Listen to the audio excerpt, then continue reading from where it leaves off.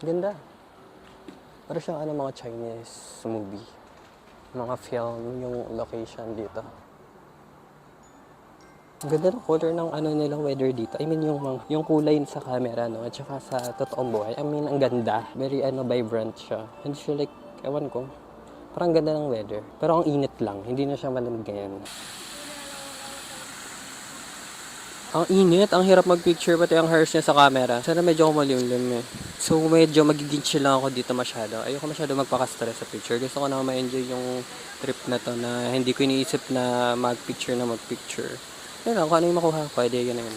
Pero ang ganda ng lighting, no? Ang fresh. Kaya siguro ang ganda ng mga ano nila, no? Pag nag-shoot dito.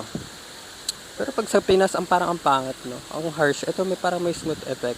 So, libutin lang natin muna dito.